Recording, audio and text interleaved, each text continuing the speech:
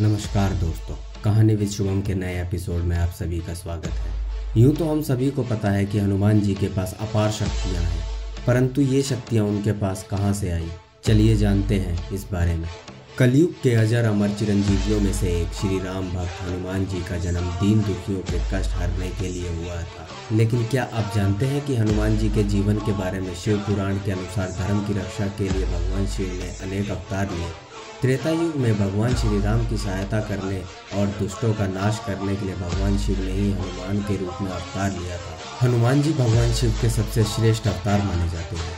शिव महापुराण के अनुसार देवताओं और दानवों को अमृत बांटते हुए विष्णु जी के मोहिनी रूप को देखकर लीलावश शिव जी ने कामातुर होकर अपना वीर्यपात कर दिया। सप्त ऋषियों ने उस वीर्य को कुछ पत्तों में संग्रहित कर लिया। समय आने पर सप्त ऋषियों ने भगवान शिव के वीर्य को वानरराज केसरी की पत्नी अंजनी के कान के माध्यम से गर्भ में स्थापित कर दिया, जिससे अत्यंत तेजस्वी एवं प्रबल पराक्रमी श्री हनुमान जी उत्पन्न हुए। वाल्मीकि रामायण के अनुसार बाल्यकांड में जब हनुमान सूर्य को फल समझकर खाने दौड़े तो घबराकर देवराज इंद्र ने हनुमान जी पर वज्र का वार किया। वज्र के प्रहार से हनुमान निस्तेज हो गए। यह देखकर वायुदेव बहुत क्रोधित हुए और उन्होंने समस्त संसार में वायु का प्रभाव रोक दिया। संसार में हाहाकार मच गया। तब परमपिता ब्रह्मा ने हनुमान को स्पर्श कर पुनः चैतन्य किया। उस समय सभी देवताओं ने हनुमान जी को वरदान दिए। इन वरदानों से ही हनुमान जी परम शक्तिशाली बन गए। भगवान सूर्य ने हनुमान जी को अपने तेज का 100वां भाग देते हुए कहा कि जब इसमें शास्त्र अध्ययन करने की शक्ति आ जाएगी तब मैं ही इसे शास्त्रों का ज्ञान दूंगा, जिससे यह अच्छा वक्ता होगा और शास्त्र ज्ञान में इसकी समानता करने वाला कोई नहीं होगा। इसके अलावा बाद में भगवान सूर्यदेव ने हनुमान जी को 9 तरह की विद्याओं का भी ज्ञान दिया। धर्मराज यम ने हनुमान जी को वरदान दिया कि यह मेरे दंड से अवध्य और निरोग होगा। यमराज ने यह भी कहा कि हनुमान जी कभी भी यम के प्रकोप के शिकार नहीं होंगे। कुबेर ने वरदान दिया कि इस बालक को युद्ध में कभी विषाद नहीं होगा। कुबेर ने अपने अस्त्र शस्त्र से हनुमान जी को निर्भय कर दिया। भगवान शंकर ने यह वरदान दिया कि यह मेरे और मेरे शास्त्रों द्वारा भी अवध्य रहेगा, अर्थात किसी भी अस्त्र से न मरने का वरदान दिया।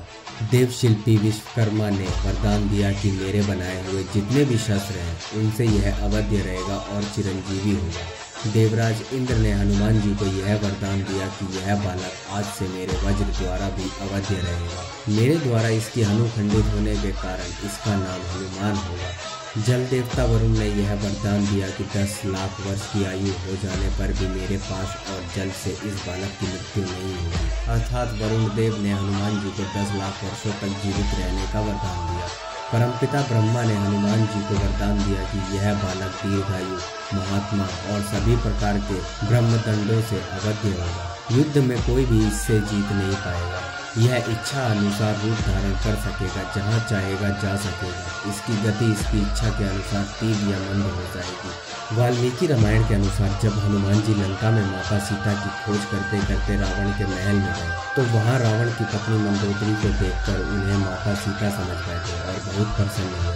लेकिन बहुत सोच विचार करने के बाद हनुमान जी इस निष्कर्ष पर पहुँचे कि रावण के महल में इस प्रकार आभूषणों से सुसज्जित यह स्त्री माता सीता नहीं हो सकती। लंका में बहुत ढूंढने के बाद भी जब माता सीता का पता नहीं चला तो हनुमान जी उन्हें मृत समझ बैठे। लेकिन फिर उन्हें भगवान श्री राम का स्मरण हुआ और उन्होंने पुनः पूरी शक्ति से सीता जी की खोज प्रारंभ की और अशोक वाटिका में सीता जी को खोज निकाला। सीता जी ने भी हनुमान जी को वरदान दिया था। हनुमान जी को माता सीता ने अमरता का वरदान दिया है, अतः वे हर युग में भगवान श्री राम के भक्तों की रक्षा करते हैं। कलयुग में हनुमान जी की आराधना तुरंत ही शुभ फल देने वाली है। हनुमान चालीसा की एक चौपाई में लिखा है, अष्ट सिद्धि नौ निधि के दाता, असवर दीन जानकी माता। इसका अर्थ है आपको माता श्री जानकी से ऐसा वरदान मिला हुआ है जिससे आप किसी को भी 8 सिद्धियां और 9 निधियां दे सकते हैं। श्री राम को जब हनुमान जी ने सीता जी का हाल सुनाया तो उन्होंने भाव विभोर होकर उन्हें गले लगा लिया और वरदान मांगने को कहा। तब श्री हनुमान जी ने सदा उनके पास रहने का वरदान मांगा था।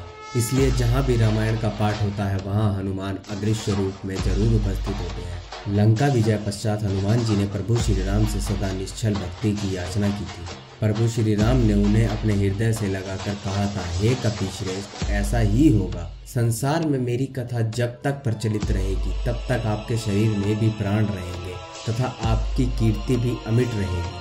आपने मुझ पर जो उपकार किया है उसे मैं चुकता नहीं कर सकता। पुराणों के अनुसार हनुमान जी को कई देवी देवताओं से विभिन्न प्रकार के वरदान और अस्त्र शस्त्र प्राप्त थे। इन वरदानों और शस्त्रों के कारण हनुमान जी उद्भव भाव से घूमने लगे।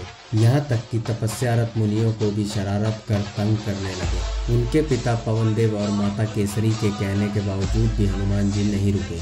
इसी दौरान एक शरारत के बाद अंगीरा और भृगुवंश के मुनियों ने कुपित होकर श्राप दिया कि वे अपने बल को भूल जाएं और उनको बल का आभास तभी होगा जब कोई उन्हें याद दिलाए।